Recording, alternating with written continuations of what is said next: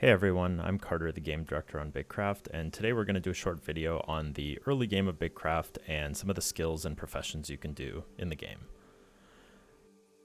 So I've got here a fresh character, and we're going to just be looking at what the early game looks like. Normally when you start the game, you'll have a tutorial that will kind of walk you through the basic steps of the game, but today we're just going to do it ourselves. So when you first get into the game, you'll always spawn in the grasslands area, and one of the important things about that is that it gives you access to two very early starting resources that you'll need to get started, which is flint and bushes. So we can start by just coming over here and using our hands to gather some flint. And you'll see that while I don't have any tools, the only thing I can do is gather with my hands, which will only give hits of 1, which causes the gathering process to be quite slow. Then I can gather some bushes. And once you get some tools, the tools impact these numbers of damage that you're doing to the resources, which will help you gather a lot faster. So now that we have some sticks and some flint, we can open the build menu with B, and we can come in here and search for a basic workbench, a crude workbench, and we can throw that down. And so once you place that, you'll see what we actually get here is a construction site. And so the construction site is what allows us to collaborate on building a building. And so in this case, I'm just building it by myself, but in later parts of the game, you might be building larger buildings that require a lot of people to add resources and work together to build it. So here we can grab some sticks and throw them in here. We can also click add all, and then we're gonna build it. And so again, here we're just using our hands. So once you're done constructing the workbench, we can right click on it here, and we'll see that currently I have a lot of tools discovered, but if you're just starting the game, you'll probably only have access to the flint tool bundle, which will just give you a few of the essential tools to get started. So we can craft one of those right now.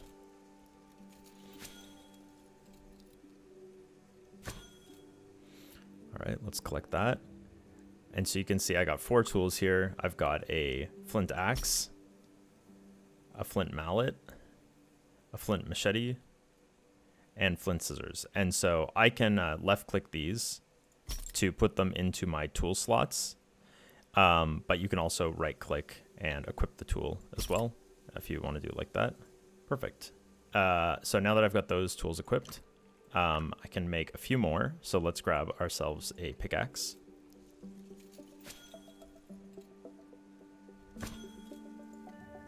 And a cooking pot.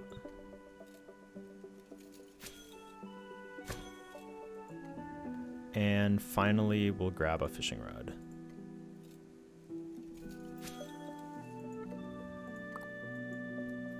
So with these tools, the main way that you're able to use them is actually by equipping them in your tool slots, which are in the character window under professions. And so you can open this window by default by hitting the H key. And then you can go to the professions tab here, and you can see that we have a list of all of my professions in the game.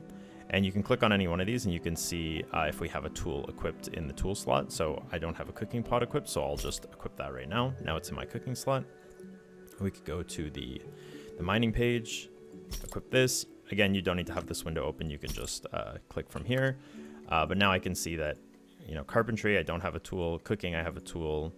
Farming, I don't have a tool. Fishing, I do have a tool. So we can go through, and if we wanted to, we could go and craft all of these tools here, and then we would have a tool for every profession in the game. But for right now, we don't need to make all of those. We can get started with just what we have. And so the next thing you'll be wondering is, what do I do from here?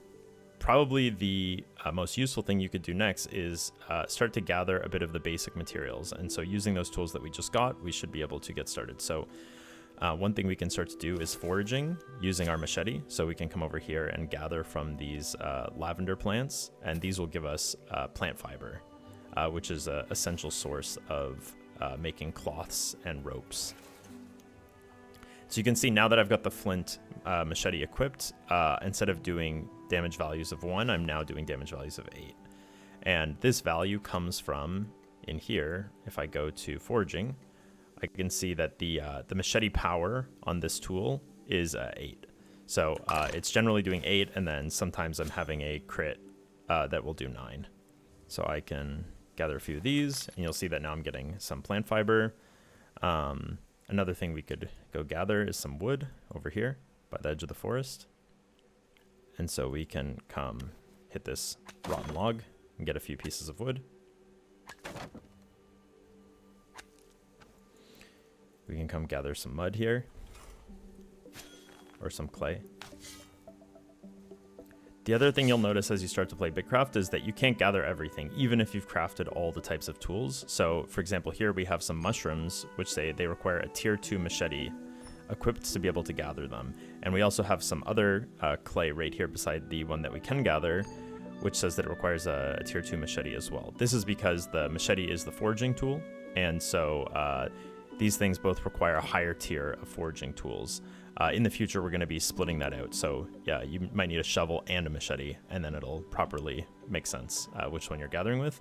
And so what I would need to be able to gather these is 2 things. I would need in here in my foraging, you can see that this flint machete at the top of the tooltip says tier 1, and in the top left of the icon has a Roman numeral 1.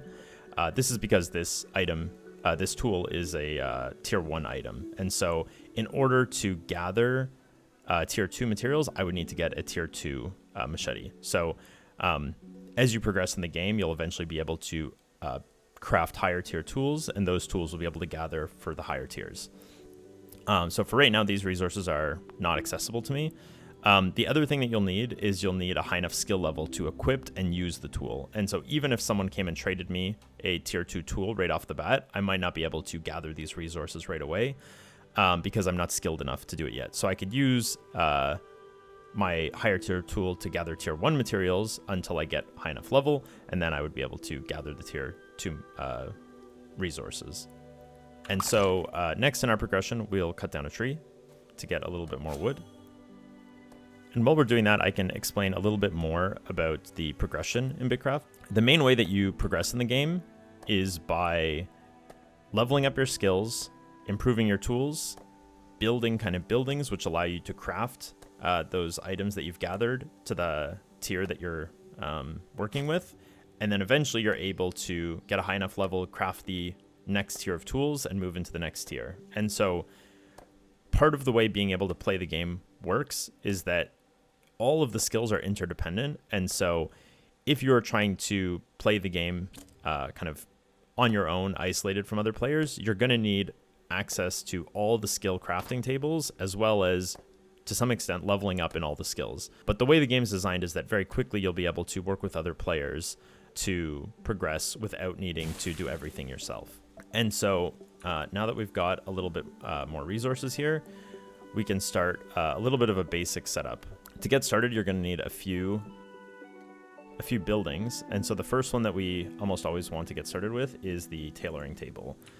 So we can build this out of just some things that we've already gotten, which is the rough wood logs and the plant fiber. So once we have this, you'll see that we have access to a few items that we can now craft here. And so now we could start tailoring if we wanted to. So using some of that plant fiber we gathered, we can craft some rough twine. So why don't we craft a few of those? And you'll see that compared to the building that we were using before, this building actually has multiple project slots. And you can see that I'm using this one. The way project slots work is that other players can use this building at the same time. And every time you're crafting something, you're using one of those project slots. So right now you can see that, Minch, in that case that's me, is crafting 6 rough twine in this slot. And you can see my progress. If I were to walk away and come back, we can see that this is paused. And someone could just resume that. And now it's kind of being done by them. And so once it's done as well, I could walk away and we see that it's locked to Minch. And so what that means is that for the time at which this is finished, there's a small grace period where only you can collect it. So I could take that now. One of the important materials that you'll need a lot in the early game is rope. And rope is used for a lot of the buildings. So we're going to use some of the twine that we just made to weave some rope. And you'll see that while I'm crafting this, I'm now using those flint scissors that we made for tailoring. So I can collect that. You'll also notice that there's a big log on my back, and so you might be wondering, what is that? That is cargo. So in BitCraft, there are two sizes of items. We have regular items, which is what you have here in most of your inventory, and there's also these long rectangular item objects, which we call cargo. And so cargo are basically large items that you can only carry one at a time, at least on your player. And they require different types of storage and vehicles to move around. And so I can drag this onto the floor here and set it back down. Now my cargo slot's freed up. While you're carrying cargo, you can't sprint and you walk at a reduced rate. So thinking about when and how you move these is an important part of the logistics in BitCraft. And so from here, if I wanted to keep progressing in the game, the main thing that I'd be focused on is crafting all those tools so I can do a little bit of everything at the first tier. And then probably I'd be coming in here to my crafting section for tier 1, and I'd be trying to make sure that I craft each of the buildings that exist in the game for all of the different professions. And so that might include a loom to weave, it might include a farming station, a sawhorse to do some carpentry, it might include the kiln or the oven for baking, tanning tubs for making leather, hide working beams for preparing the hides and preparing the leather, a cooking station for making meals. All of these things are going to help kind of work together to advance through the tier until we're able to access the items, all the items of that tier.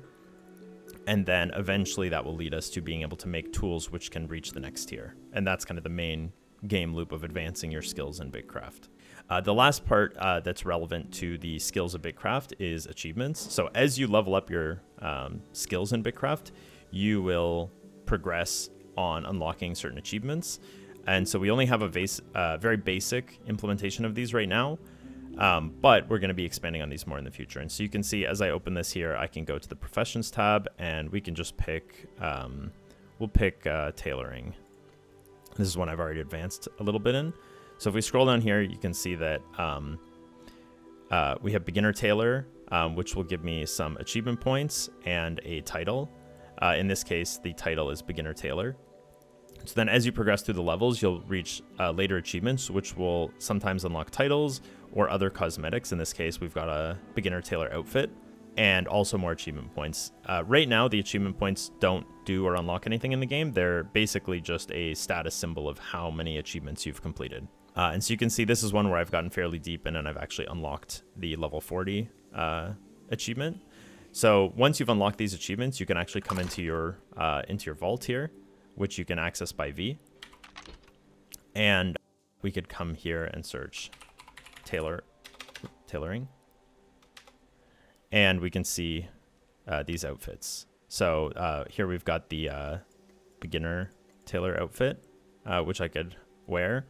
And we can also see that right now I'm seeing Beginner Forager as my title. So why don't we come in here and we change that to Beginner Tailor, Novice Tailor, Apprentice Tailor, Journeyman Tailor. So let's throw on that Journeyman Tailor title, and let's actually go to the level 40 outfit. I'll show off my achievement. So now I can close that, and now everyone that sees me will know that I am quite an accomplished tailor in BitCraft. So that should be a quick overview of the skills in BitCraft and how you get started with them in the early game. We're going to do some more videos looking into, once you get established, how you progress through the content and how you kind of work with other players living in a small settlement. See you next time.